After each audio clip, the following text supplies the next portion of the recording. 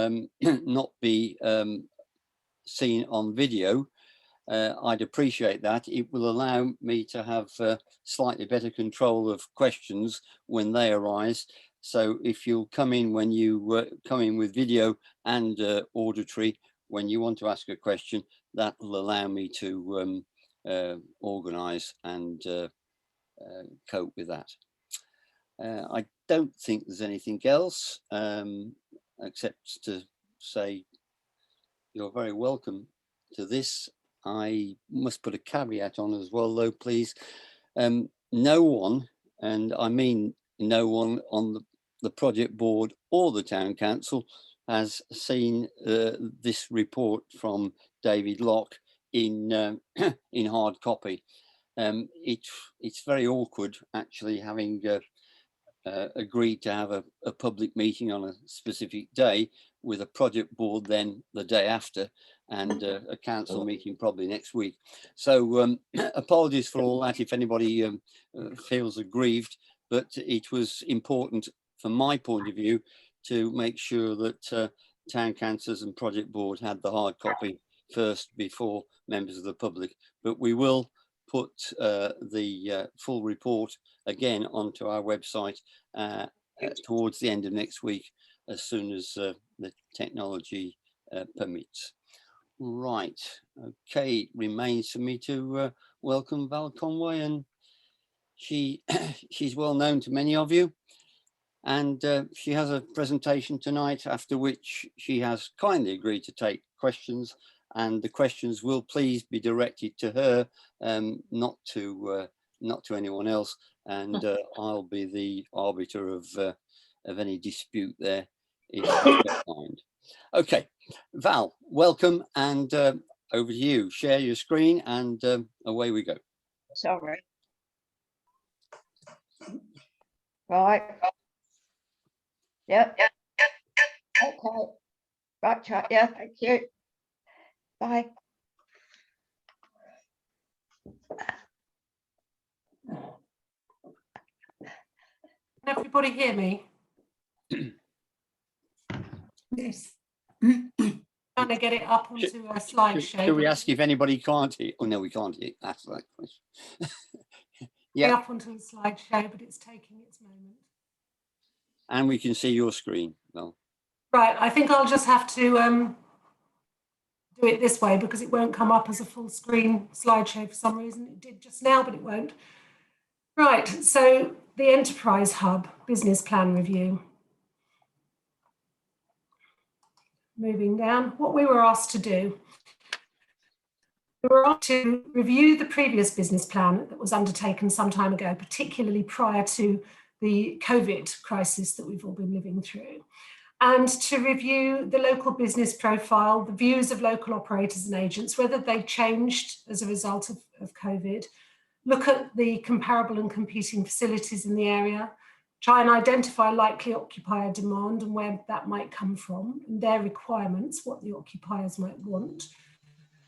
Look at the market and look at the facilities as they are planned currently through the planning application and comment on those. And also, in particular, look at the financial viability of the proposed business hub. So starting at the beginning, the local business profile. It's actually very interesting. I don't know if any of you heard the chief executive from Regus on the radio the other morning commenting that in their view, they are one of the biggest providers of hub type space across the UK. Their view that following COVID, there's likely to be much more of a sort of hybrid approach to office work, with people working sometimes from their main office workplace, sometimes from home, and sometimes from other office provision close to home. And they see this as a major boost and benefit to their business of effectively running enterprise hub space. So I think that's quite a positive thing that's come out of COVID from the point of view of this type of development. Generally, there's an upward trend in business formation. People are far more likely to establish and set up new businesses now than they were 20 years ago, and to give it a go and see if it works or not. There's a higher proportion of small businesses, local area better than average business survival rates. So the Suffolk area in particular has quite good business survival rates. The problem with Southwold itself is that it has a declining population and a much older demographic profile, whereas it tends to be, in general, the younger generations who are setting up and establishing these new businesses. However, it does have a high proportion of professionals and a high proportion of people higher than the national average in what are considered to be the entrepreneurial groups. It also has a much, much larger seasonal population, and having the facility to work whilst staying in your holiday home could well mean that people will spend longer in Southwold, less time in London, contributing more to the local economy, and at the same time occupying business space in something like an enterprise hub while they're around. So that seasonal population, the season may expand and there may be greater dwell time. I think one of the key principles behind the proposal for an enterprise hub was to try and arrest decline in the area, particularly given that the resident population is falling, and also to accommodate a younger working population. So if there are younger people who want to stay in the area, there's somewhere they can set up a business or work from. Or if they work in London, they could live in Southwold, stay in Southwold, or live in the surrounding area and still undertake their work from a remote business hub. So it gives a lot more flexibility for that type of behaviour. Looking at the local market, there's quite a lot of this stuff around, and it's definitely a growing area. It's definitely a growth market. At the moment, there's enterprise type property, business hub type space in Leiston, in Framlingham, Ipswich, Galston-on-Sea, Lowestoft, Norwich, Haverhill and Bury St Edmunds. And we've done quite a lot of analysis in the report, setting out the types of facilities that are on offer in these places and where it's available, the pricing for the facilities in these places. Now, Southwold isn't typical of the rest of Suffolk. So we also looked a little further afield to understand whether there's a different profile for the market that has similar characteristics, i.e. primarily coastal, rural or tourist related locations. So we looked at similar types of facilities in Devon, Cornwall and rural Yorkshire to see if they worked in an area that was very heavily dependent on seasonal populations. And we found that they do. So then we looked at the money side. I'm calling it the rental side, but rental isn't really the right word for the way in which these centres are run. They're more run on the basis of people paying to occupy them on a flexible basis. Now, this gives some indication that these are not the standard types of office development you might see in offices above a shop, for example, or a normal office development park where somebody rents a building, pays the rates, pays the insurance, pays the maintenance, pays all the costs for their broadband, pays their telecommunications costs, pays their electricity, gas, whatever else, water, and so forth. Those types of offices have much, much lower rental values because you have to pay for everything on top. Enterprise hub space is based on all of those things being included. So you pay an all-inclusive cost, which is much, much higher if you look at it on a per square foot basis, but that's not the way the occupiers look at it. What they look at is taking over a piece of space for a short period of time with no ongoing obligations for the long term, easy in out opportunities, so they can be there for a month or they can be there for 3 months, 6 months, but they're not tied into a lease for a number of years. So they're not tied in to an ongoing financial obligation. Now, because of that, the charging process is very different. And let me just move myself about a bit. What we have here is we have a charging. Can everybody see this table? So I think I'm going to have to move things about a bit. This table sets out the types of ways in which people actually use business hub space. They might rent a desk for a month, or they might rent a desk for a day. And we've looked at all the pricing across all the information we could find to look at the prices for these. So you might spend between £80 and £250 a month for a desk, between £10 and £30 a day for a hot desk where you just pop in for the day. You might have a one-person office. Now, pricing for one-person offices varies according to the quality of the building, the facilities provided, and whether it's a nice place to be or not. And they vary from around £135 a month to £600. Two-person offices, we didn't find much evidence. We found evidence at £550. And larger offices tended to be rented for an amount per person per month. And that amount per person per month ranged from about £100 to £150. There's also a thing called virtual offices. This is where somebody sets up a new business and they don't want their business address to be their home address.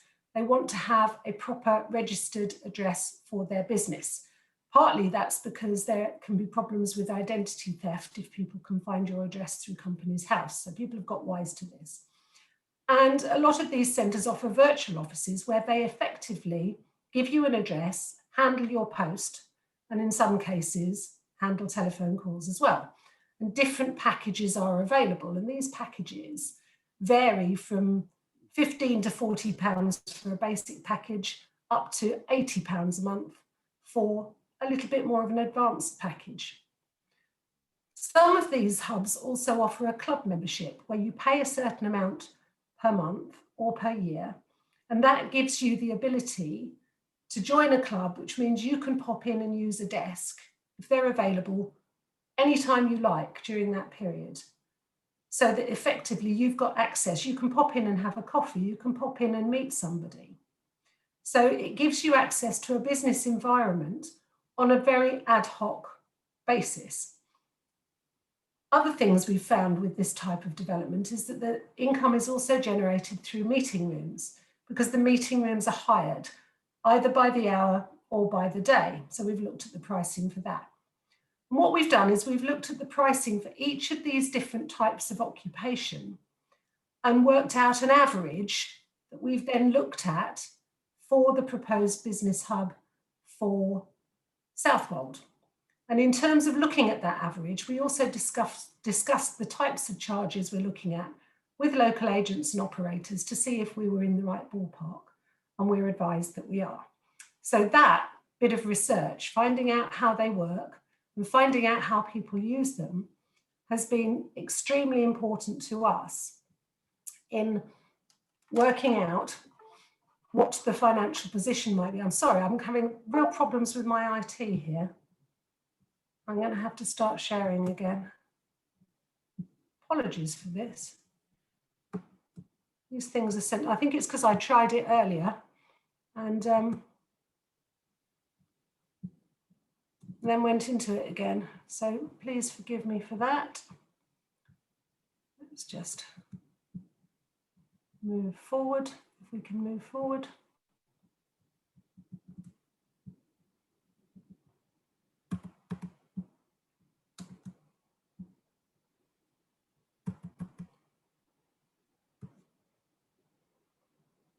Right, okay, we're back on track now. Sorry about that. Right, so we spoke to a number of agents in the marketplace to find out their views about the local demand, whether Southwold's a good place or not for this type of development, what they think about the impact of COVID, what people are likely to want from this type of development, whether it would work, and who might come into it from the surrounding area. What they said was that generally demand for hub space has been slightly positively affected by COVID compared to other types of offices. There was a dip initially, it went quiet, but then it started to pick up as people decided that whilst working from home is great, sometimes it's also equally great to get out of your house and into an office where you might have less distractions. So the demand for this type of space actually picked up. And there's an awful lot of work and reporting being done on this, a lot of research that shows that some of the bigger organisations, bigger companies that maybe are based in London or possibly Norwich or even Ipswich, are looking at the possibility of paying for local space for some of their people to use if they don't want to come into the office all the time. And this is a really big shift in the way people work that's been brought about by COVID. But it's also got other benefits in that people don't have to travel as far, their home life balance is improved, and there's less of an impact on the environment if we're not all driving long distances or using transport to get to our place of work. So it's likely to be a long-term sustainable shift towards a more hybrid, mixed way of working. Southwold is considered desirable. Everybody told us about the Southwold effect. Southwold has kudos. And one of the things they said to us is don't be too cheap. People will pay in Southwold because they want to be in Southwold. Now, it hasn't got all the advantages under the sun from a business perspective, but it's perceived to be a nice place to be. And it's also an address people might consider to look like a nice business address because it's a better location than others.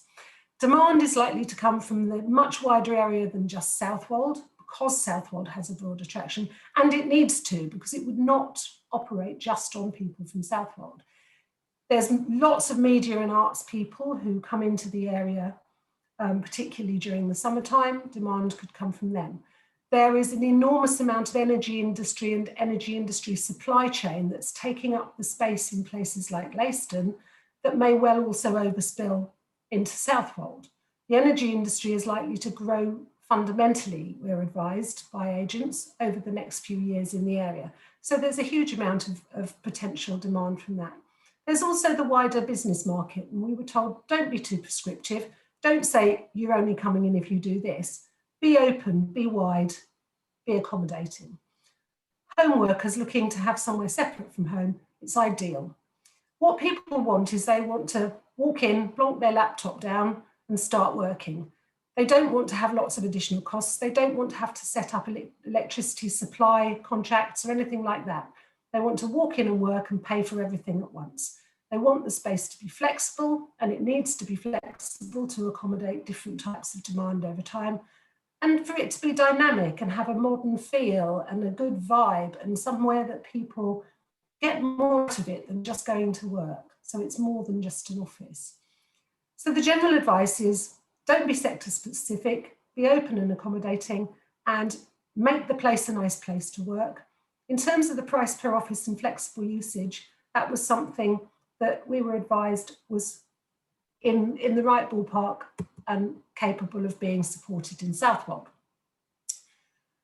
The operators, we also spoke to people who operate these types of facilities because there are specialist operators out there and they know exactly how these places are best run and how best to get as much demand for them and to market them as possible.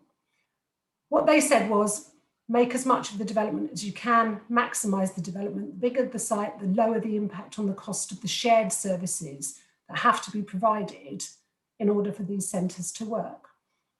Now, we've got quite a small site here. It's smaller than ideal, but that doesn't mean it isn't doable. There's certainly interest from the operator market. The highest demand is for smaller 1 to 3 person spaces with the ability to mingle and spend time with people from other businesses. It's all about networking. Offer the opportunity for it to be furnished or unfurnished. Some people want unfurnished space. Some people want furnished space. Some people just want a desk they can stick their laptop on. So if you've got collapsible furniture that can be stored, that's the best because then you've got the flexibility to offer either. Look at fully inclusive charging, easy in out terms. People don't want to be tied to a lease. They want to rent the space on a month by month basis.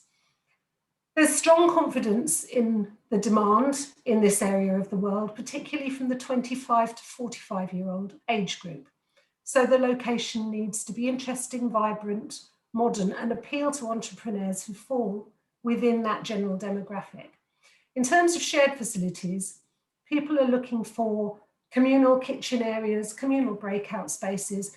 It's more efficient to have communal washroom facilities because it's cheaper to build.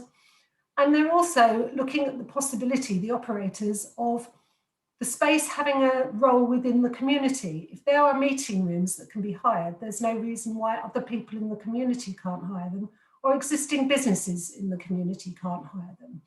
Also look at out of hours usage. There may be opportunities for evening meetings using the meeting space, for other community events to take place using some of the communal space, and for wider events to actually take place using the kitchen areas and the breakout areas.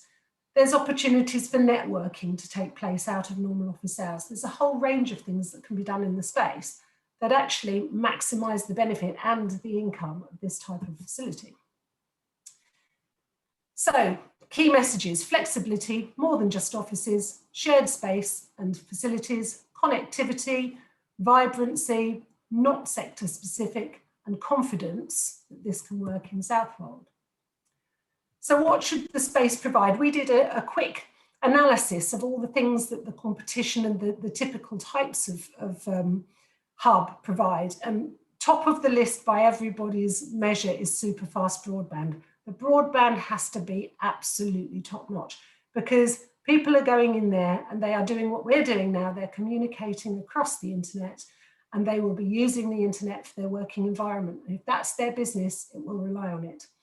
They want meeting rooms, ideally equipped for them to have video conferencing if possible, ideally a staffed reception, although that might not have to be every day of the week. They need breakout space where they can sit and talk to other businesses, or they can have casual meetings. They want a mixture of accommodation, desks, hot desks, co-working, small flexible office spaces, ideally something whereby you can have areas made into bigger offices if the demand changes from very small offices to bigger offices as businesses develop. So flexibility there is key. Outdoor space is key, and that's a really good thing that Southwold's got because of the nature of the location and the way it currently is laid out. There's an opportunity to have some outside space, and that again links very closely into the COVID agenda. Modern feel, shared kitchens and welfare facilities, printing, copying and scanning, ideally networked. So you can plug your own laptop into a communal printer and you pay by the page for what you want to print. That's something that a lot of these centres have. Some of them have telephones. A lot of people use their mobiles, but having a telephone on a voice over internet can be an advantage if people want a landline number to give to clients.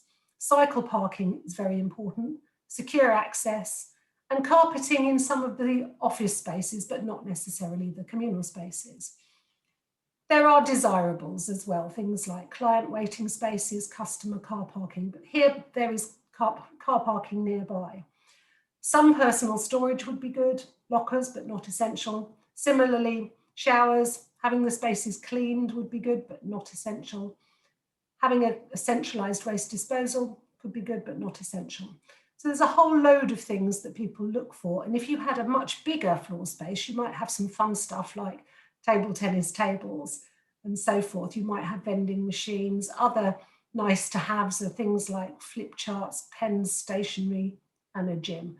I don't think there's the capacity for anything like a gym or a table tennis table unless it's outside for Southwold. But anything like that adds to the overall appeal of the place. Excuse me. In terms of the basis of occupation, fully inclusive costs, except for extras like printing and meeting rooms, flexible terms, easy in out, no long leases, the ability to have networking events, community links, and good business support. All of these things make the hub work. And the community links is seen as important because for a business, if they link into the local community, they can expand their marketplace. So that's considered to be a very positive thing. In terms of looking at the strengths and weaknesses of Southwold, well, in terms of strength, Southwold is a desirable location. There isn't that much competition of quality in the immediate area, and there are no offices to let in Southwold. Looking at offices above shops, they're just not there because people tend to convert to residential because it's so much higher value. COVID-19 is a bit of a strength in changing attitudes to working locations. That will help Southwold. There's nearby car parking, which is again a very positive factor. There's a growing energy cluster, and there's ability to link into local businesses and to the local community. There's also things you can look at like sponsorship. There may be local businesses who would consider some form of sponsorship with a centre like this. lots of opportunities. It's a different reason to promote Southwold, which I think is an opportunity. You can develop stronger economic links with some of the wider industries around the area. Opportunity for sponsorship, as I said, and long-term income generation. It initiates a bit more of a year-round market for Southwold. It's small steps, but the more that's done to create more of a year-round marketplace, the better, because that will help to address the huge difference that exists at the moment in activity between summer and winter months. Potential for second home professionals to work in Southwold and stay longer. And there's also synergy with other things going on in Southwold. There's synergy potentially with the South Gen proposals at the hospital, which could feed businesses into the business hub. There's also possibly synergies with health providers generally, with education, with training needs of other businesses, to be able to use the space for some of their training activities. So there's an awful lot that can be done.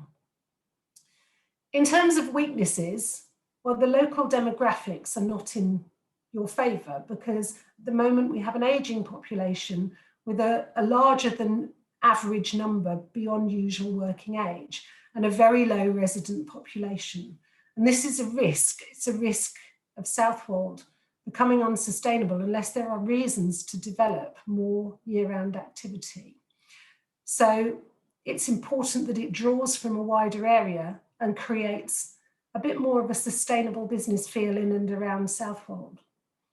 The other major disadvantage for the location is it's not on a major transport route or rail network. It's a bit of an island. There's sort of one way in and one way out, and it doesn't link into the primary road network in a way in which some other centres would do. But that said, that's counterbalanced by the Southwold effect. In terms of threats, the locally high house prices continue to be an obstacle for future generations remaining and developing their life and their business in Southwold. For a lot of young people, it's simply unaffordable. So that's quite a difficult one to overcome. But it means people might be able to live in the surrounding area and work in Southwold. A threat is that other cheaper, better connected competition could come forward at any time. And that's the same with any form of development. There's always an opportunity for somebody to build something around the corner that you're not expecting. The other thing is you don't necessarily want all the space to be soaked up by existing businesses who are maybe not in the right space in Southwold at the moment, because that would limit the ability for this to accommodate new businesses, and that could be a threat.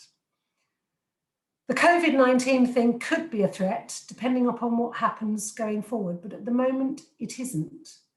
The threat is that people will get used to working from their own homes, and those with enough space might continue to do so rather than move into a hub. But those without the space will look to this type of accommodation. So we've discussed this in some detail. Ongoing role for working at a distance from head office as a result of COVID, the potential for hybrid working, a mixture of home, a local office such as the hub and a central office, a demand for dedicated workspace near but not in the home. A lot of people have found it very challenging working from home when they've had children at home because of the distractions, the noise and the lack of space. A need for flexibility in the face of ongoing and new and mutating viruses. In looking at any development going forward, you need to think about it, because from all the reports, it seems that the era of COVID isn't necessarily going to go away. It might just change. And we may have different strains coming forward at different times that again need to be considered. So the workplace needs to be able to flex to accommodate periods of social distancing, enable ease of cleaning, possibly through the use of things like bacteria and virus-resistant materials, which are coming on stream. Has to have good ventilation, so you need windows that open. We're not talking about a facility here that is got an air handling system. It's all about opening the windows, and also opportunities for outdoor working. If it's summer, people in this hub can sit outside. So again, that's a good thing. Key design findings. We looked at the design, and the design that was originally put forward was a lot less flexible than we would like to see. We would like to see much more flexible, efficient spaces that can accommodate larger or smaller offices and that can be changed over time to accommodate more hot desking or less hot desking, shared working environments, and can be expanded by taking walls out if necessary to respect COVID restrictions. So very much a flexible space in terms of internal fit out. That will enable the building to work harder because demand changes over time. And as businesses grow, they might want a bigger space. So having something that enables a bit of flexibility will enable you to maximize the income from the scheme. Again, shared kitchens, bathrooms, breakout, informal meeting spaces. Flexible meeting rooms. It would be really good to have meeting rooms that can be 2 small rooms or 1 big room, because then you can rent it out more and it'll suit more people at different times. It'll accommodate more different types of meeting. A meet and greet space would be beneficial. And you need simply cleaned places, a modern feel, natural light, natural ventilation. Ideally, if possible, because the building is currently 2 buildings, some sort of linkage between the 2, if it can be achieved architecturally, would be good because it would make it feel like one facility.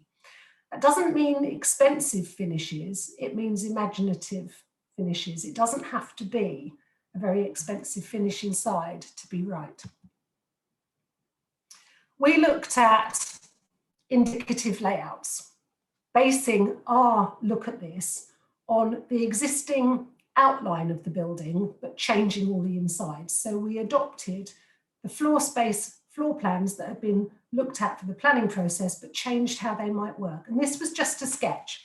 And this sketch was to see whether we could work out approximately how many people might use this space on a reasonable but not ungenerous layout, a layout that reflects the COVID requirements for space around individuals, to try and get a feeling of the capacity of the building, because the capacity of the building will determine how much money it can make. Now, we looked at this, including a shop on the ground floor, because we know there's a lot of feeling that a shop in this location is suitable because there was a shop there before. So we've looked at including a shop on the ground floor and what happens if we take it out. Now, having a shop obviously makes it a little bit smaller, but not a massive amount smaller. Not having a shop, you can use that space for the hub. So it's perfectly reasonable to look at accommodating a shop and seeing if that can be let. If it can't be let, then that space can be used for business accommodation. So we looked at accommodating the shop to see what difference that would make to the finances later on. So we did with and without shop layouts. The changes, as discussed before, we've included reception and breakout spaces, flexible meeting spaces, areas you could have events, communal facilities, more smaller offices, and you could probably do more smaller offices again. We were generous with the size of ours. So again, there's an awful lot of work to do to maximize the potential capacity of the hub and to make it work to its very best, to make it as efficient as it could be. We thought about the opportunity for some storage under stairs or under eaves, because if you've got folding furniture, you need somewhere to put it if people aren't using it. And we worked out that broadly based on this indicative sketch, you could accommodate between 60 and 74 full-time occupiers, depending on whether you have a shop or not, plus some casual users. And that with a slightly better layout, it could even be more efficient, but we didn't want to push it. We wanted to test it on a realistic assumption. So you could have the shop, it could be converted back to office space. I think the important message is in looking at the design, there's one chance to get it right. And I think at the moment it isn't quite right. So I think there's a bit of work to be done in looking in detail at the design for the facility going forward. So what we did was we said, right, how do we work out if this works financially or not? Well, we've looked at the evidence and we've spoken to the agents, and they said the biggest demand is from 1 or 2 people offices. There's some demand for bigger offices and some demand for desks. So let's look at a sort of spread. If the biggest demand is for 1 and 2 person offices, we've put 65% of our space into this on these assumptions. And we've said, how do people pay for the space? Well, single person offices, based on that evidence we went through earlier, an average figure might be £350 per person per month for an office. So you get your own office, £350 a month, that's all in, everything's paid for. And for that, all your electricity, heat, light, all those things, all your broadband, you're not paying to maintain the building. So that's a fair price. It might look like a lot if you tried to do it on a £1 per square foot basis compared to a standard office, but it isn't a standard office, because in a standard office, you have to pay for your insurance and your maintenance and so forth. So it's totally different. So we've adopted £350 per person per month for a single office, £275 per person per month for a shared office between two people, £135 per person per month for bigger offices, so if you've got 3 or more people. And then for desks, we've allowed somebody to pay £150 per person per month. And based on the evidence from the agents that the majority is going to be from small businesses, we've got 40% for one person, 25% for two person, 25% for bigger offices, and 10% for desks. And we've assumed that, and that enables us to work out, on the basis that you can fit about 65 people in the building, based on our sketches and being quite cautious, that gives us a total monthly income of around 16,835 for 65 people. And it equates to an average payment per person per month, if you average all that out, of about £259. So taking that average payment per person per month of £259, we've rounded it down to 255, just to be a bit more cautious. And then what we've said is, okay, so with the shop, you've got the shop rent coming in, and we've got the shop in at around £12 per square foot, based on evidence. We've assumed 60 full-time people on our average of 255, rounded down, per person per month. We've looked at 15 casual users popping in to do hot desking for the odd day here and there for 5 days a month. You might have more than that. And we've looked at virtual office users, and we've assumed 30 virtual office users. There isn't necessarily an upper limit on this. 30 of those at about £40 a month, which is at the lower end. It's the top end of the lower end of the scale. A lot of these are between £39 and £79 a month. So we've assumed £40 a month. We've looked at meeting room usage, and we've said, well, say it's used 7 days a month, and that's £120 a day. So we've allowed for that. Again, we've been cautious. It might be used 12 times, but other months it might be used less. So this is assumed to be an average. You might have more users in the winter and fewer in the summer, or more in the summer and fewer in the winter. So we've looked at what might be, hopefully, a cautious estimate. We've then said, well, what about printing? 500 black and white sheets at 5p and 250 coloured sheets at 20p a month. That's not much. It's easy to get through printing if you've got a whole load of people running different businesses.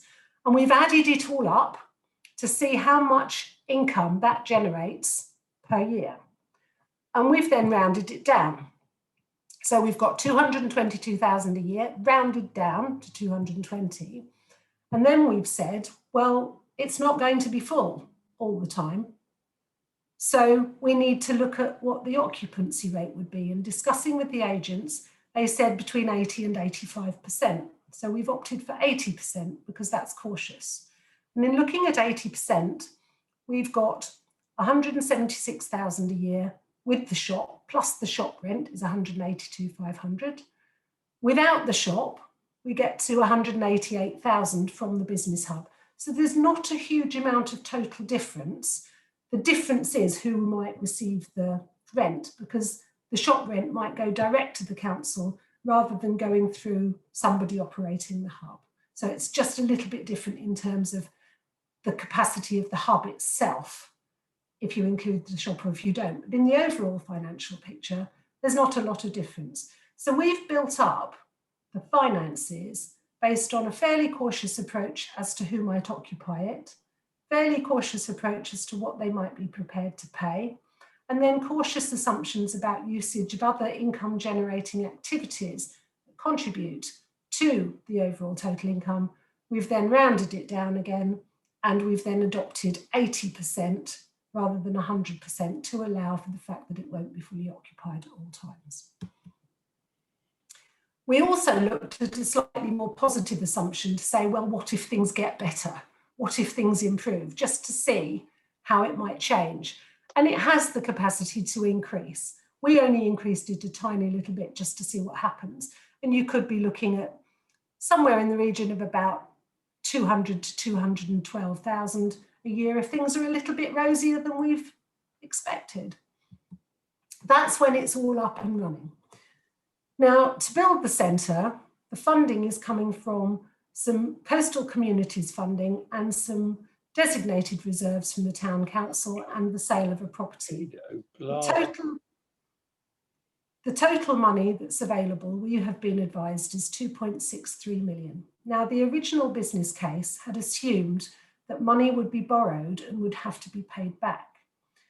We are not assuming that any money will have to be borrowed, but that this funding is available. So the whole financial approach is looking at the operation of the hub, not the need to pay back a loan. So we're assuming there is no loan involved. Now, clearly, to avoid a loan, the design work and any amended planning and so forth would have to be done within that figure. So that's a target figure that really needs to be hit, the scheme to go ahead without any form of loan funding. We've also looked at operating models, and there's a couple of operating models. Either the town council could manage the facility itself, or it could go into partnership with a specialist operator. Now, we would strongly recommend partnership with a specialist operator because people who operate these centres in and around the area have a very good knowledge of the market, have an existing brand, have an existing marketing regime, and may already have waiting lists in other areas who could be accommodated in Southwold. So that's, you're getting off to a flying start. If it's managed by the town council, it doesn't necessarily bring those things or the specialist knowledge and the ability to cross-market between different locations. In looking at a partnership, there are two types of principal way in which you might partner. You might lease the whole centre to an operator. Now, they would rent it at something much more like a standard office rent because they're taking on the responsibility of the building and they're taking on the risk of having to then manage the hub to make a profit and make an income from that centre. So they would pay a rent to the council and they would take the income from the people who use the centre that would have to cover their rent and cover all the costs they incur as the managers of the centre in providing heating, lighting, etc., before the thing breaks even. So that's one model. The other model is a contractual relationship where the town council might contract with an operator to run the centre for a fee. But that might leave all the costs of things like heating, lighting, etc., to fall into the remit of the town council. So whilst they might get all the surplus income, which might build up over time, they would also carry the risk. And they might carry the risk in the early days that it takes a few years to get up and running and doesn't necessarily make a profit at the outset. So those are the two different types of operation that we've looked at. In terms of cash flow, we looked at the lease to the operator model, and we assumed a fairly healthy rent to an operator and all the different costs they would have to bear in running the centre. We then plugged in our income that we worked out earlier, and we assumed growth over time to see what would happen. And it looked like, from an operating point of view, the centre should break even from year 4 without the shop and be profitable thereafter, and from year 5 with the shop. On a rental basis, there wouldn't be any negative income to the council, and there would be little impact on the council if the shop is included. We would assume there might have to be some rent-free periods up front for both the shop and the operator while the thing gets up and running. Now, with an operator, where you've got one that operates a number of centres, they can bear having maybe a couple of years where they don't make a lot of money whilst it builds up because it's part of a much bigger business. Whereas the council, from their point of view, if they did it on a contract and they had to bear any loss in the first few years, it might be much harder because it would be real financial impact. So on a contract model, again, it looks like the council's income could be negative until about year 5, and thereafter it would be profitable at the 80% occupancy we've assumed. There might be quite a considerable sort of debt for having to pay for the centre and its running in about year 2, because by year 4 you're starting to build up the income, so things are looking a lot better and it's going to get better. It won't be full on day 1, but we've assumed it will fill up over 3 to 4 years, which is probably quite a cautious approach. And therefore, looking at this model, there could be a cost to the council over the early years. So it's not a model we would recommend. We would look preferably at some form of rental model, or alternatively, some sort of contract that took away the risk to the council. And this is something that has to be looked at in detail if this goes forward to the next stages as to how you procure a partner and what you ask that partner, the basis you ask that partner to bid for the opportunity on. That's for another day. So in terms of the profile, it's a lot less risky to the council on a lease basis than potentially on a contractual model. Both assume that the shop income would go to the council and the shop management remains with the council. So it's the financial viability is based on the hub income. Both appear to be completely capable of being viable at 80% occupancy going forward.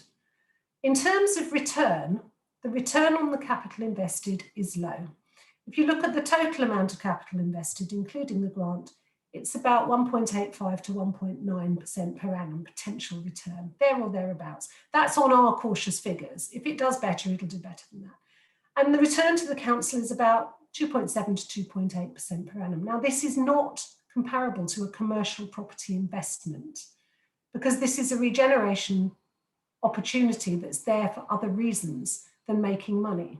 What it shows is that there is a return on investment, which is a very positive thing for something which is bringing wider benefits to a location. We also looked at resilience. Now, resilience is very important from risk. How robust is it? What is the break-even point?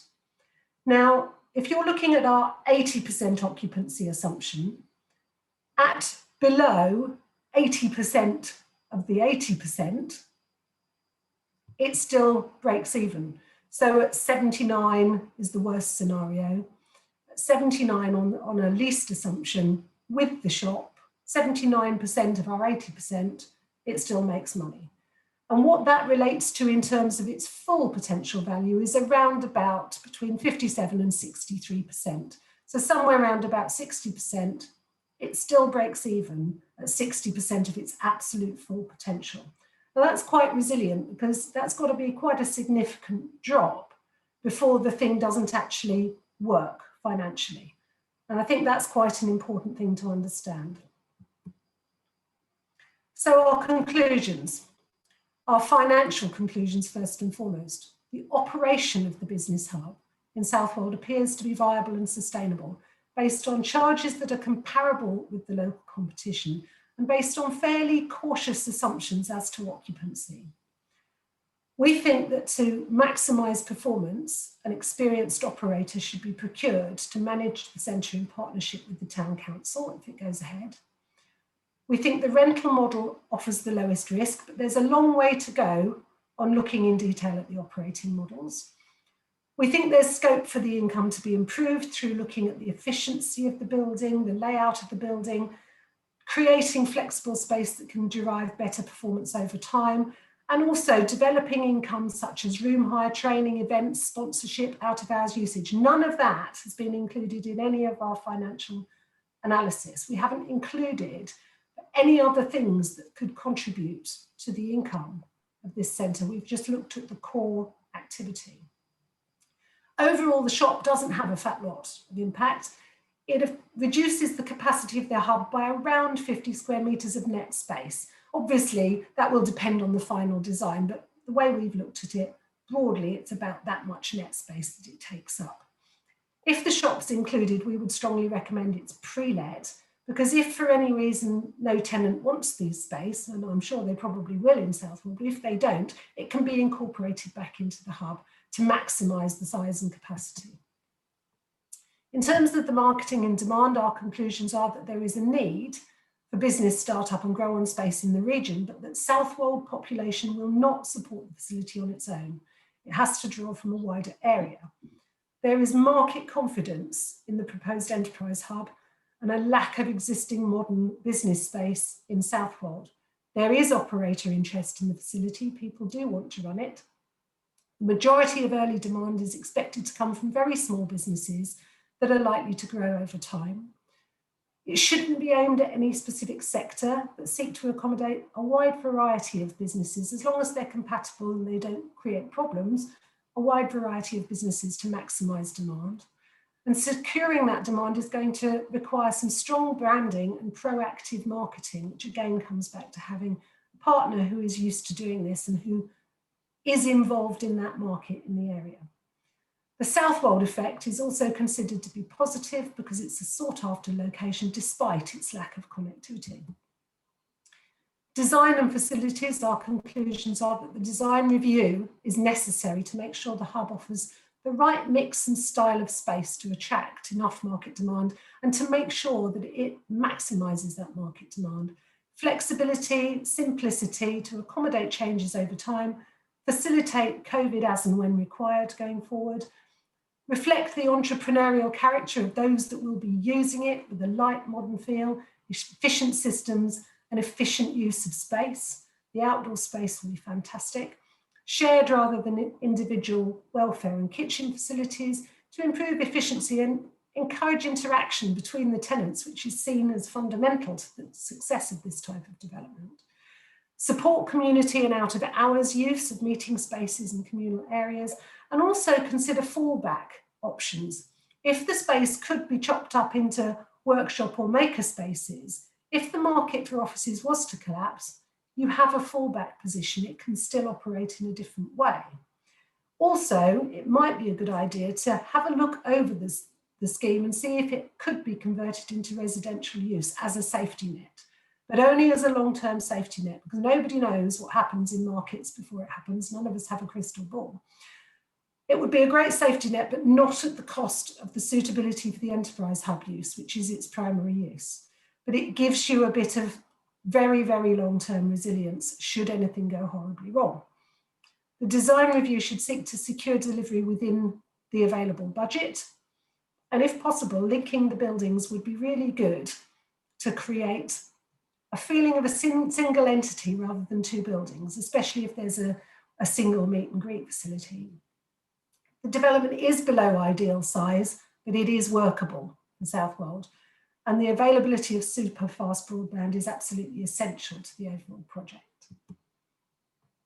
So what next? I think should the development go forward to the next stage, then detailed principles for the review of the design need to be established and how best to secure operator input to that process. It would be great to have some operator input because they will actually be very valuable in pointing out areas where things can be made to work better. They're in that market. If you can get them in at the design stage, if you can secure their input one way or another, it would be a really valuable thing to do. And aim to make the space as efficient as possible so that it pays for itself properly. So then the procurement of the specialist partner, the timing of that will depend again on the process. Explore whether revisions to the design need a new planning application or whether it can be addressed as minor amendments. That will depend on the extent and nature of the final changes to the design. And then confirm the deliverables against the design, confirm the financial position again once there's a final design. And then the programme. Once there's a final design and everybody knows what's going to happen, the programme can be put in place saying how you're going to get there. And I'm aware that the project management team understand there is work to be done on the site before the development could take place because of the need to do things like removing old fuel tanks from the site, which was a former garage. That's all from me. I hope that's been interesting and I hope it's given you an understanding of our review of the business plan, and I'd be very happy to answer any questions. Right, well, thank you very, very much for that resume and for the obvious rigour that's been associated with the writing of the review. We do thank you very much indeed. Now, in terms of the way forward for this evening's meeting, I'm going to offer a chance for councillors to ask questions first. I think that's only right. And if the remainder of our audience would stay in non-visual contact for the time being, that will help me in terms of the 8 councillors who are here and allow me to get round the questioning there. So, and then I'll ask everybody who wants to ask a question to come back visually, and we'll deal with things accordingly. Right, who's going to start me off? Councillors. Who's got a question for Val? Yes, Will.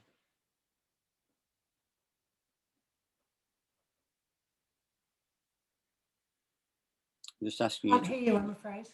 Yeah. Right, thank you. Yeah, I appreciate all the work Val's put into this. This is quite a big, nearly an hour presentation, so there's a lot of work in there.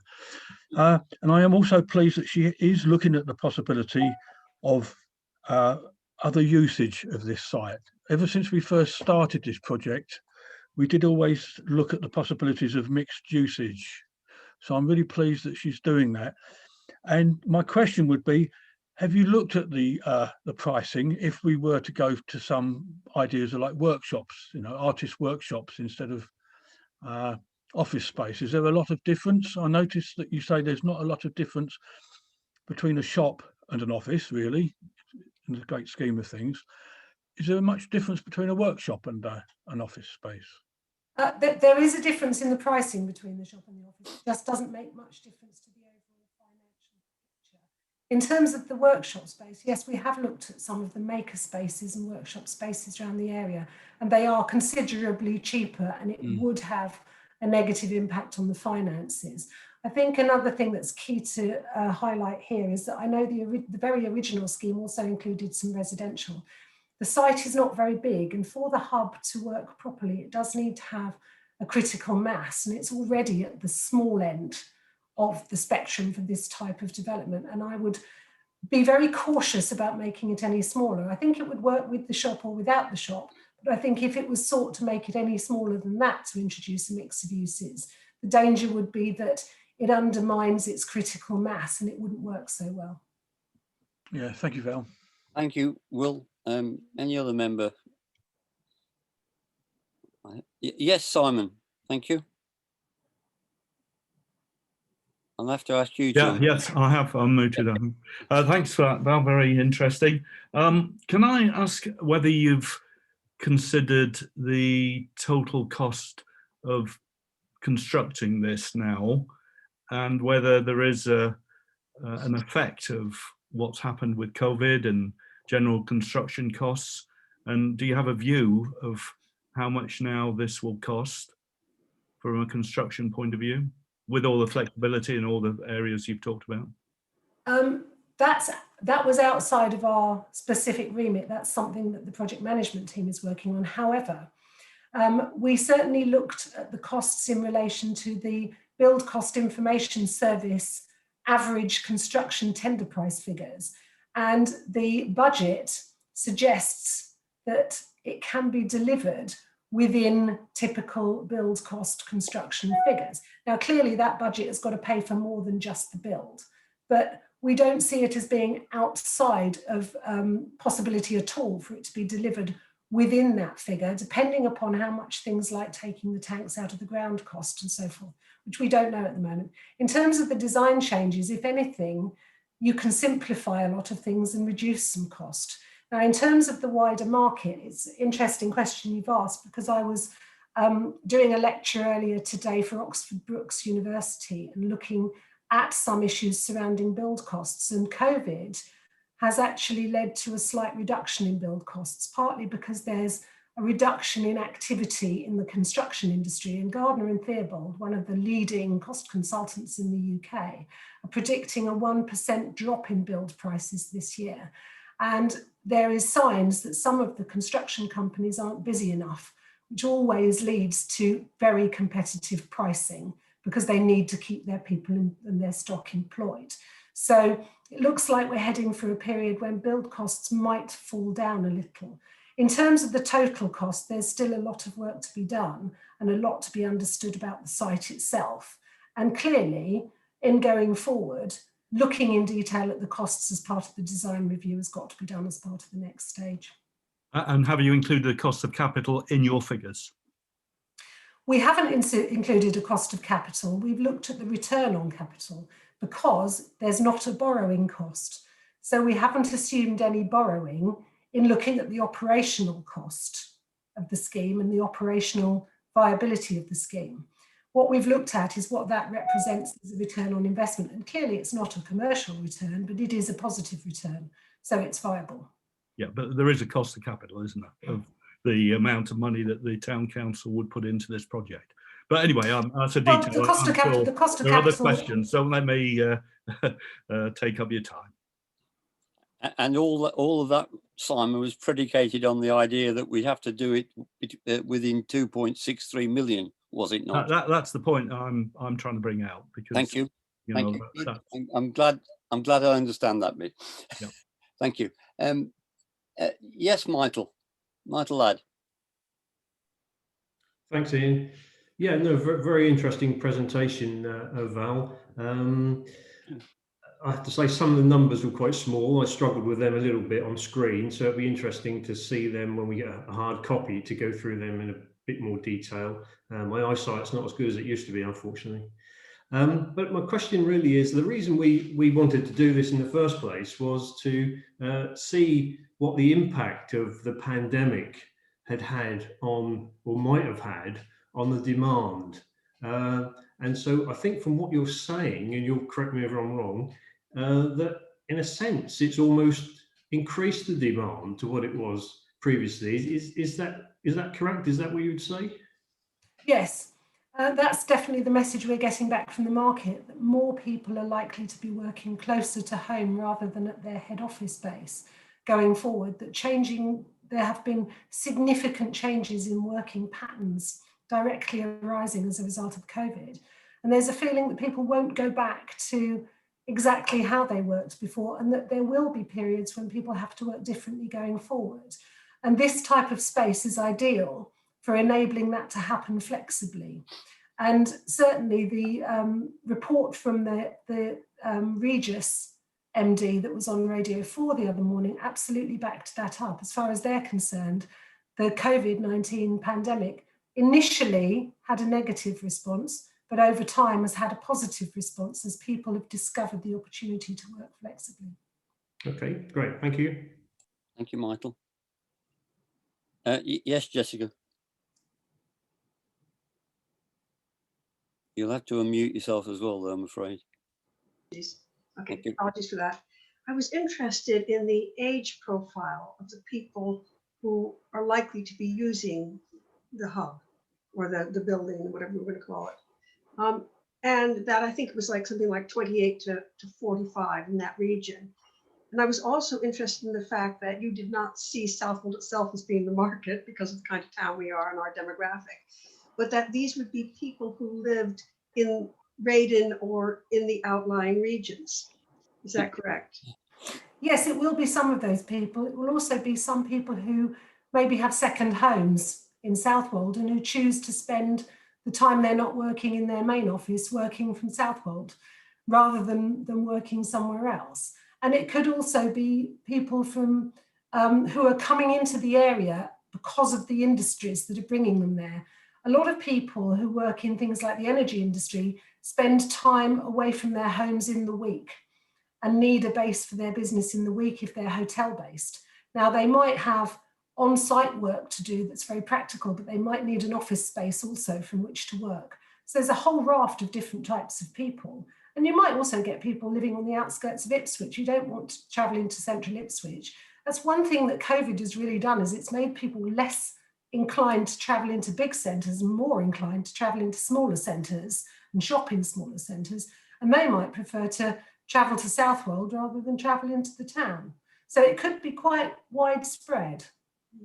Interesting. Okay, thank you. Thank you. David? Thank you, Val. I find this much more realistic than the previous business case we had, which was totally unrealistic on the rents.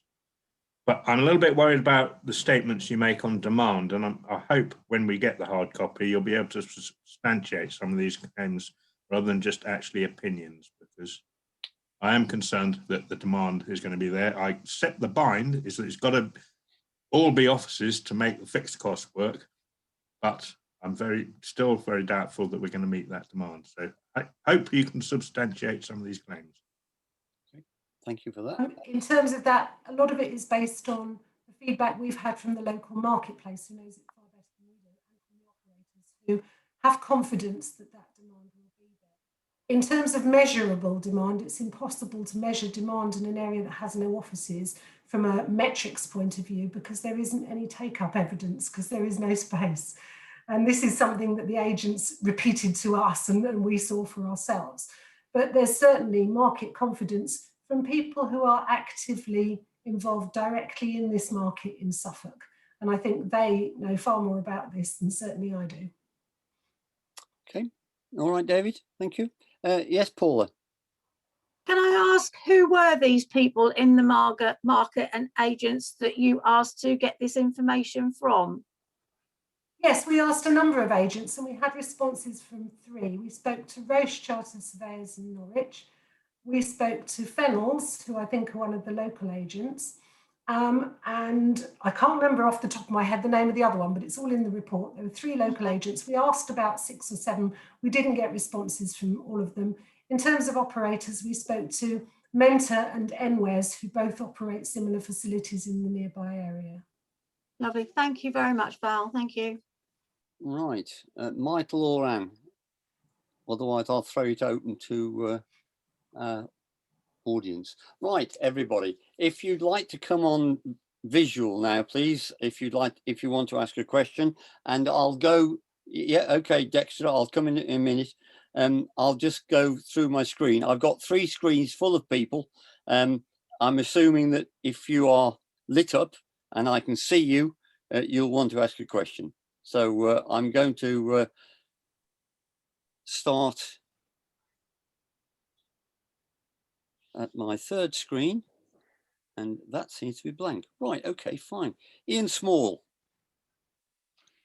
Yeah, thanks, Val, for the presentation. Very interesting.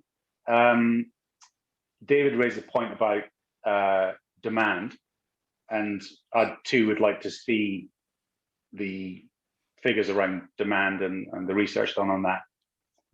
In previous businesses that I've been involved with, particularly subscription-based businesses, there's always a big concern around renewals and churn. So your numbers suggest 80 to 85% occupancy, lots of assumptions around that, but have you factored in, and can we see some evidence of seasonality throughout the year, and what levels of churn you expect? Not every customer is going to stay, and how do you replace those customers? So it's not just about attracting people, it's about keeping them, and has that been factored into the numbers? Is that clear? Yes, thank you. That has been taken into account in talking to the agents about the levels of demand they expect, and also talking to the operators. One of the operators has reported to us at one of his sites, it's running at an average of about 95% occupancy, and he has a waiting list, and that's in the East Anglia region. So there is confidence about demand. Clearly, it's going to take a while to get off the ground. In terms of churn, it's not quite the same as large office developments because people aren't tied into long leases. So there isn't the negotiation of a new lease for a new occupier. They can simply sign up a license for a month, come in for the month and clear off. So we're expecting quite a lot of dynamism in terms of the different ways in which people use this space. Yeah, that increases the frequency of churn. That's my point. So if you don't have long-term leases, you've got to refill that bucket rapidly on each cycle. 80% rather than 85. And we've only assumed a fairly low level of capacity, because we haven't assumed that we're filling every single minute space with people. We'd assumed COVID-friendly accommodation spaces. Okay, that certainly would be a big question in my head for the viability over a 5-year cycle of how you keep replenishing the bucket. Thank So you. thank you. I've got bottom left-hand corner of my screen an iPad 2, but no name. iPad 2, would you like to come in and tell us who you are, please? What does that say? Hello, Yes, please. Okay, I'm here. Well, my name's Ivor Plummer, retired surveyor. I've got a couple of questions of Val, if I may. Yep. Hello, Val. Can't see you, Val. Hello. I mean, I think we understand that the concept of hot desking and this different kind of eclectic office space is not new. It's been around for about 20 years now. I mean, the income is erratic, it's eclectic, and it's very uncertain. And as you kind of pointed out, probably an institutional investor would be very worried about the erratic nature of income. So do you not think that the council is more compatible with that nature of income rather than people like Regis or Workspace, who are companies who can handle the kind of the good and the bad times? Second issue is whilst it's an interesting concept, do you not think it's in the wrong place? The other places that you noted, you can walk across the road and walk into a train station, Ipswich, Norwich, Woodbridge, and so on. Southwold, from personal experience, having been retired from London in the same kind of business that you are, is a very difficult place to work from. And if you come to Southwold, you come on holiday, really. And finally, forgive me, the management of this is very onerous, isn't it? Extremely onerous, bearing in mind the operational requirements you need for this office. And it will probably take the kind of staff of a property company to appoint people for management and maintenance, handling telephones, office equipment, and so on. But you seem to delegate that to an operating company. So what I'm interested in is how much of the income risk does the operating company take? Do they share the risk with the council, or is there some kind of arrangement where the operating company just rent it or whatever? Could you just clarify how much of the commercial risk is reduced by this operating company? That's it. Thanks. Yes, thank you for that. You're absolutely right. It's not for Regis or Workspace. The type of operators we're talking to, Mentor and NWERS, they are both limited companies with guarantees that basically are the not-for-profit type organisations where any profit is recycled back into the business, and they operate similar facilities to this in and around Suffolk, and they're fully aware of the types of risk involved and the way in which these things have to be run, because they are actually involved in doing it in the area. That's why we spoke to them, because they are the people who are interested in this opportunity. In terms of location, Southwold is a bit of an island. It is one of its weaknesses that there's one road in and one road out. It isn't next to a railway station. And that's why we looked at some of the slightly more obscure, weird ones in Cornwall and Devon, because a lot of those are in the middle of nowhere, absolutely nowhere near any facilities at all, and yet they work. And again, they're in areas which are subject to very much a seasonal demand, and they work. In terms of the transfer of risk, there's a long way to go on the actual nature of the agreement with the partner. For something like this, I would anticipate on a leasehold basis, you will seek to transfer as much risk as possible to the person who rents it. And that'll be reflected in how much they pay, because they're going to need to make a profit on top of that. So they might try and squeeze the rent. Now, we tested reasonable rent to try and make sure that the overall income could cover a reasonable rent as well as the other operating costs.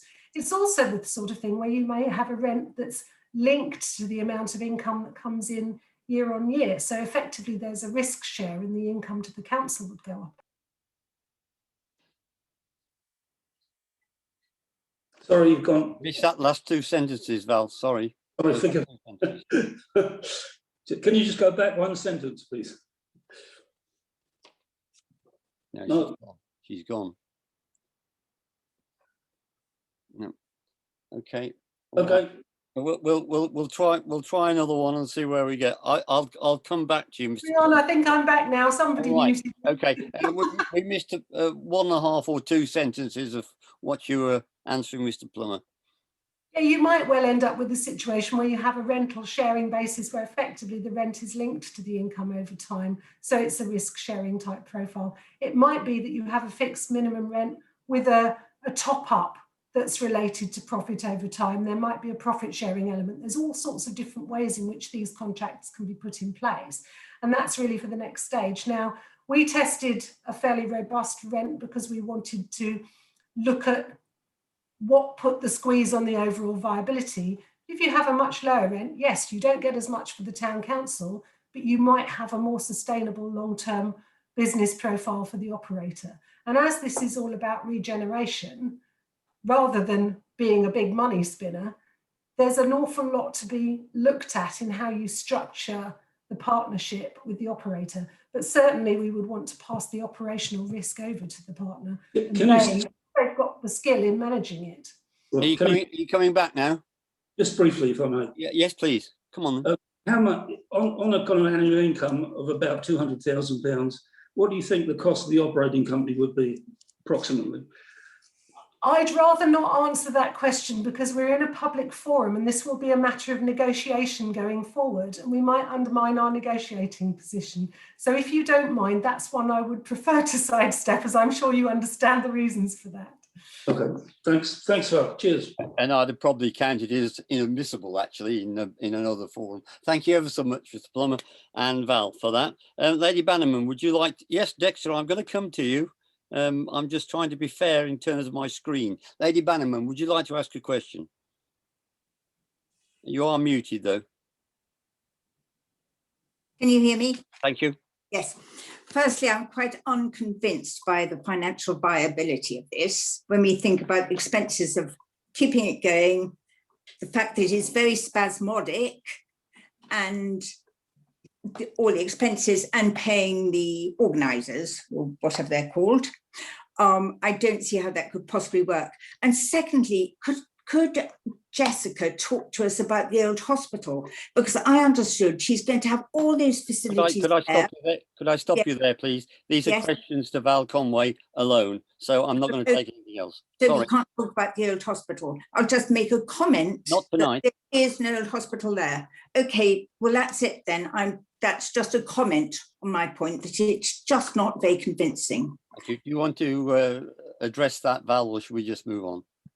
I think we'll just move on. Yeah, Thank you. That would be my preferred action. Mrs. Reddington. Yes, Reddington. I can hear you.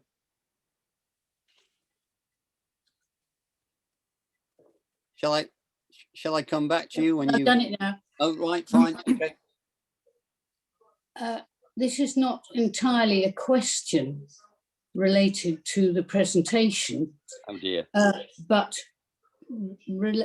to ask Val Conway whether she is aware of the resistance to the whole scheme by residents of the town, because we have now 280 odd. Could I stop you there? You've asked a question. It's really out with tonight's performance. I will ask Val if she's aware of that though, because you've asked the question. Val, would you like to answer that, please? That's out with my instruction. We were instructed to review the business plan for the facility. Yeah. And the choice as to whether the facility goes ahead or not is not our choice. It's clearly the choice of the town council. Thank you. Okay. I'll come back to you, Mrs. Reddington, in a few moments, but thank you. I understand. Dexter Kirk's been very patient, and Dexter, it's your chance to ask a question of Val Conway. Thank you very much, Ian. It may be not such a question, but I'd like to congratulate the town council on this move. And Val, thank you very much for a very comprehensive presentation. It's made me feel much more reassured. Although I'm a retired CEO, I have spent the last 12 years running a business with my daughter and son-in-law. Okay. I think I've been through every flavour of office that you've outlined. I totally endorse your position on brand Southwold. I think that's probably difficult to quantify, but I think you're there or thereabouts. I think the marketing is incredibly important. So the partnership issue is critical for town council. As we've all said, we don't want to go into the past. We are where we are. I don't think we need the shop, frankly. And overall, I think I'm very encouraged by this. And I look forward very much to seeing your business plan and your cash flow forecast. Lovely. You'll see that by end of next week. Val, do you want to make an observation on that, or should we move on, please?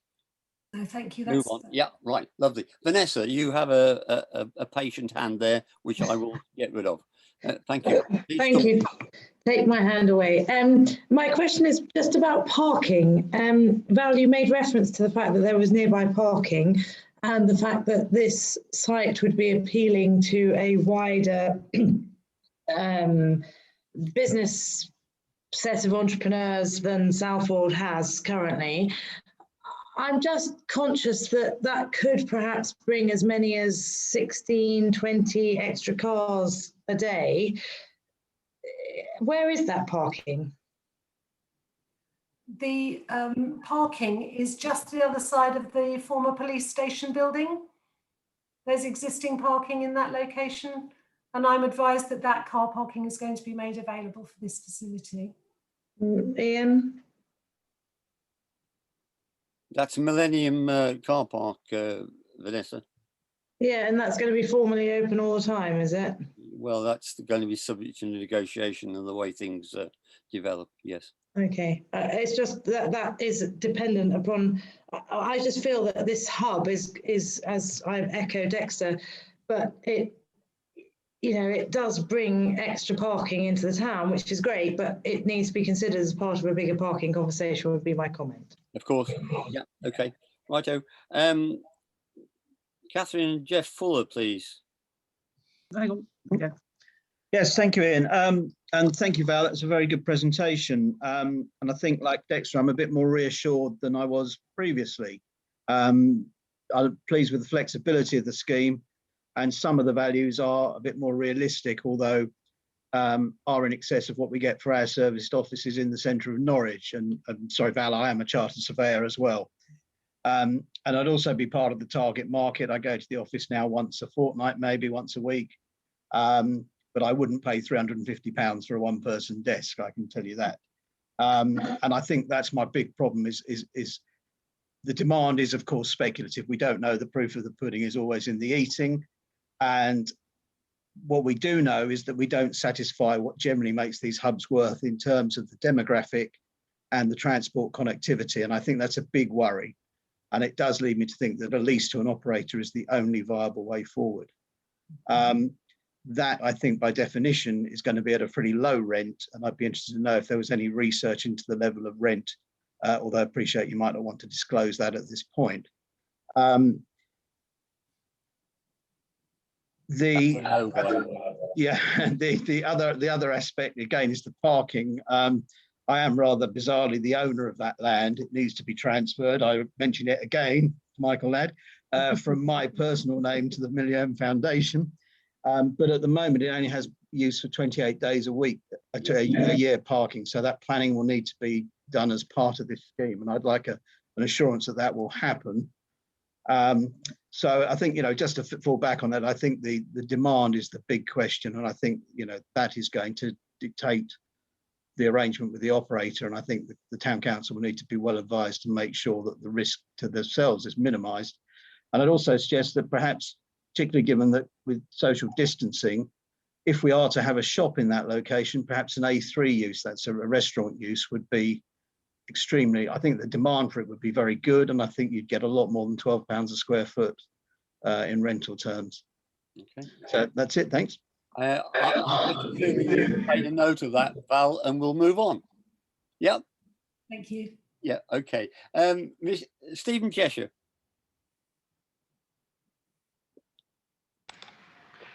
Thank you, and thank you, Val, for the presentation, which was very helpful. And like most other people, I look forward with interest to reading the report. I'd just like to pick up on two things which have been raised already to some extent. The first is parking. And if I understand you correctly, you're expecting a significant portion of the demand for office space to come from people outside Southwold. And almost inevitably, all of those people, I think, will be driving in because there is, to all intents and purposes, no public transport. So can I ask you quite specifically, what number of parking spaces do you expect the hub to need? And also whether you've considered the costs of parking, which presumably would have to be added on to the charges, the rent or other charges levied by the hub. So that's first question, please. Right, could we just leave it there? Val, could I interject and say it's amazing. It would be really strange if a meeting in Southwold didn't come back to parking, and we've tried holistically for about 40 years to get this right, and we're still trying and will continue to do so. So we can't give any promises on this, but notionally that's where things are going to be. But over to you. Stephen's asked a perfectly acceptable question. In terms of parking, yes, there will need to be parking. The actual number of spaces would depend upon where the people come from and what mode of transport they use and whether they're coming by bike. East Anglia does have the benefit of being quite flat, which is good, and I think there's an intention to have some on-site cycle parking.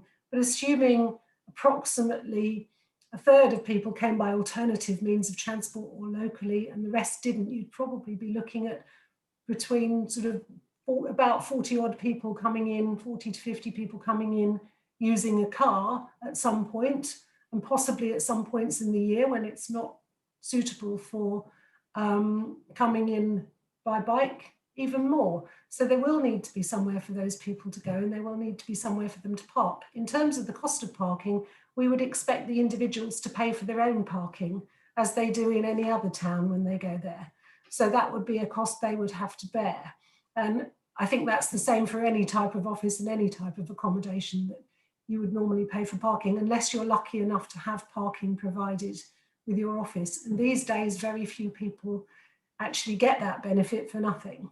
So yes, I think the parking is going to be critical. There does need to be a supply of nearby parking to meet that need, but I don't see the cost particularly as a major issue. Thank you. Stephen, Thank you, that's helpful. I got the impression you wanted to ask a second question, so please do. I did, yes. It was, I think someone previously touched on South Gen. And what I'd like to ask specifically Val about is whether she's considered the impact of the South Gen development on the enterprise hub, and indeed vice versa. Yes, we did take account of South Gen. South Gen, I think there's up to 30 spaces being made available for co-working space. That's what it says on the website. And we think there's accommodation, there's the potential to accommodate both. We also think that the South Gen spaces, if they come on stream first, given the development programs that the South Gen is already on its way, then some of those businesses, if they succeed and want to get bigger, might want to move into an office rather than just a hot desking or a co-working place. So it has the potential to actually be a feeder. Lovely, thank you. Professor Hugh Williamson, thank you. Thank you very much for your presentation. Given that you've, on the figures you've provided, you've already said that it's a very modest return on the capital outlay. So this project doesn't, as it were, win because it's going to make the town millions of pounds. How would you advise the town council on the benefits of this scheme to the town? I haven't heard you say anything about what good it does, as it were, to Southwold, given that it's not money. Thank you. I think that's a really, really good question, actually. In terms of the benefits to the town, firstly, it provides the opportunity for more businesses to develop in Southwold and for them to be there on a more year-round basis than currently the activity is. Now, that can provide support to other local businesses, such as people shopping in the shops, people going to cafes and spending money, people paying for car parking perhaps, and people basically getting to know the town and spending more time in it. Now, one of the things that we've talked about with operators is that there's also synergies with people like local catering businesses, whereby if you were putting on events at the facility, you might work with the local catering company, a local cafe, for them to provide all the food for that, so that they would actually get the business that's generated out of the use of that facility coming directly back into Southwold. So it does, by the nature of having more people in the town and more activity for more times of the day and or year, create the opportunity for better business synergies. It also offers the potential for space for other businesses and organisations, whether they're community or commercial, to potentially use that space for activities. So it creates a facility that isn't just there for the people occupying it, but out of hours could also bring wider benefits to the community in offering opportunities for training space, events, marketing, and so forth. So yes, it does bring wider things. In terms of employment, the original Coastal Communities Fund clearly had to identify that it would generate employment opportunities within Southwold, and that was all part of the original business case. And so clearly, to secure the funding, there's a need to report that those businesses are establishing and growing within that space over time. But yeah, I think it does bring a range of advantages to Southwold. It also offers something for a different demographic than the majority of the people who are currently resident in the town. So it's creating a more dynamic mix of people. Thank you, Val. Right, I think I've been all the way around my screens. Is there anyone who wanted to ask a question who hasn't had a chance of doing so? And if Vanessa, you're still there, I've put your hand down twice. Do you want to come back to me? Sorry, my final question, and sorry, I hate to say this, it's all been very constructive. About the parking, it may be an idiot, naive question, but were one to put a planning application in to build something new in Southwold as a house, there would have to be, as I understand it, accommodation for car parking space. Does an enterprise hub come with the ability to have planning consented without any parking within it? Val? I'm going to defer to Jessica on this. The current planning permission doesn't have any car parking. No. Jessica, would I don't want to get bogged down on parking, as you will have gathered, but if you can put this one to bed reasonably quickly, I'd be grateful, please. Yes, the Millennium, I'm speaking now as head of the Planning and Development Committee of the Town Council. The Millennium Car Park actually has a consented planning application to develop Millennium Field as a car park. And they recently submitted an amendment which will change the drainage system to make it, or the anti-pollution system, let's call it, to make it a lot easier for them to actually deliver the planning consent. And Michael Ladd is chair of the Millennium Foundation. I think he's on this call, but they've also gotten funding to get that project started.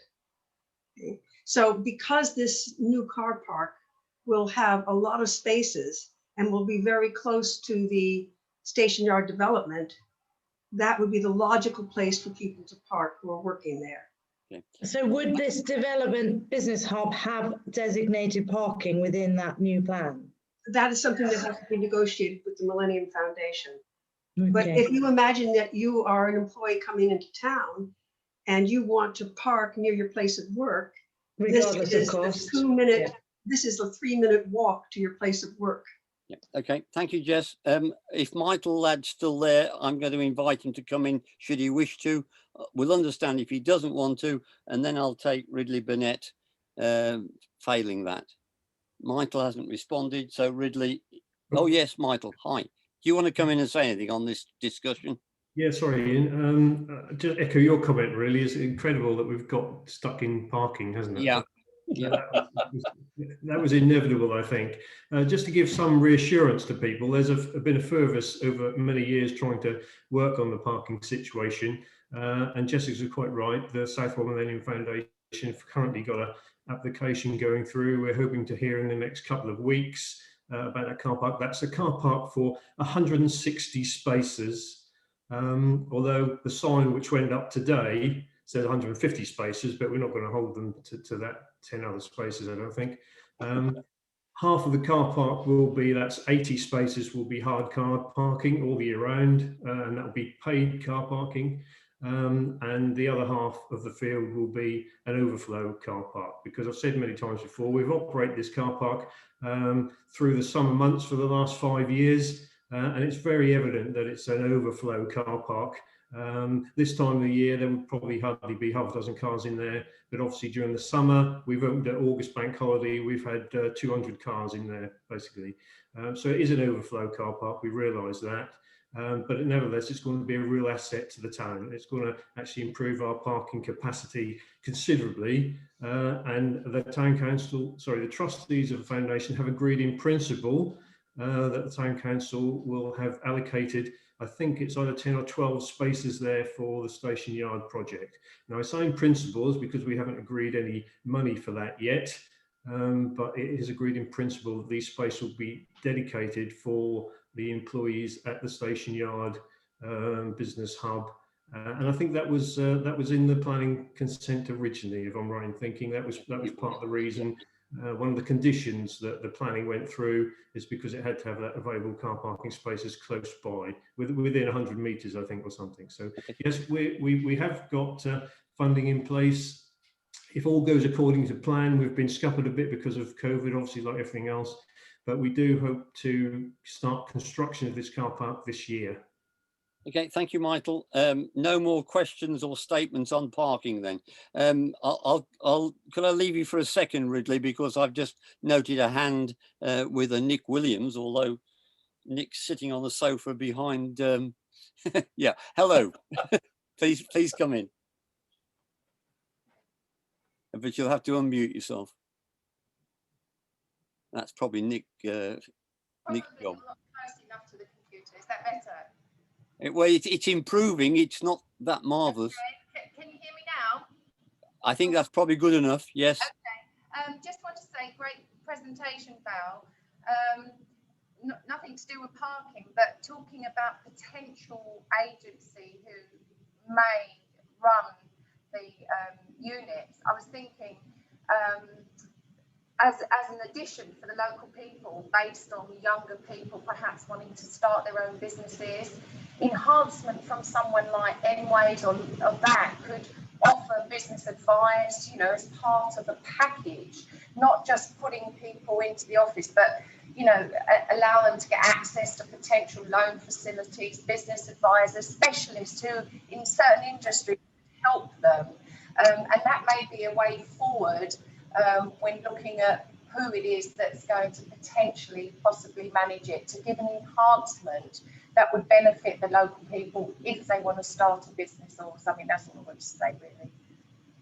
Thank you. Yes, I think business support as part of the package is essential, because people starting new businesses can get into all sorts of awkward situations about things like VAT and law and all sorts, and having that business support will really, really be helpful. Certainly, having established a business myself many years ago with really no knowledge of how to do it whatsoever, having business support was a valuable thing that I used quite comprehensively.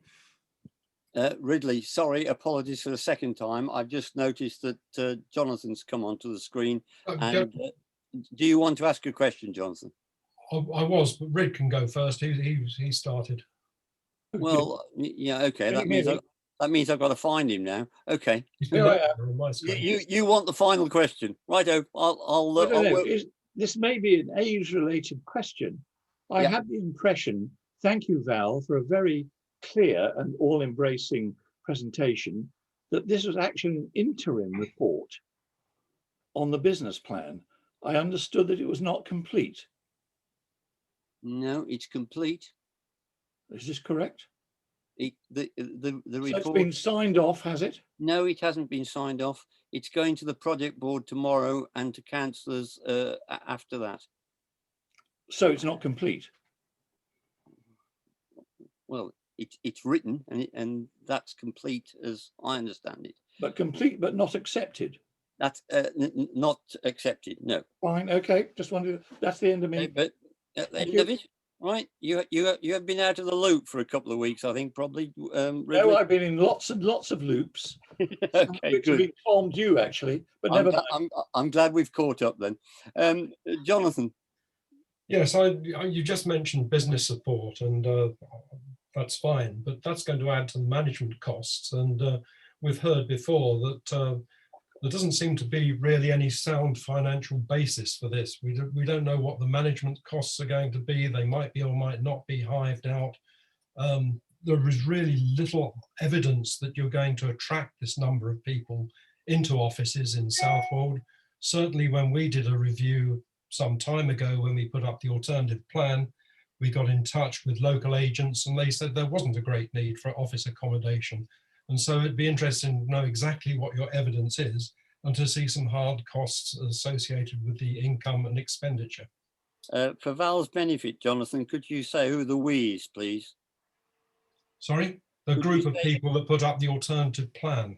Right, thank you. That's for your information, Val. Thank you. Just to respond very quickly to that, we came in with a completely unbiased view on this and asked a lot of questions, and we've reported what we've found. Our position is entirely neutral in this. So my reporting is based on the evidence we've found. And in terms of the figures in the report, we have made assumptions about contract costs and we have made assumptions about lease costs, which clearly we don't want to expose publicly if there's going to be a negotiation in future with an operator. And the operators who are interested do offer business support as a matter of course. In terms of the costs we've included, the contract costs, the work was done between myself and a colleague of mine who sadly couldn't be here this evening, but the contract costs were based on a contract for a very similar facility that her previous organisation ran on behalf of a local authority. So it's based on real evidence of real costs relating to a real contract that exists for a similar facility. Thank you, Val.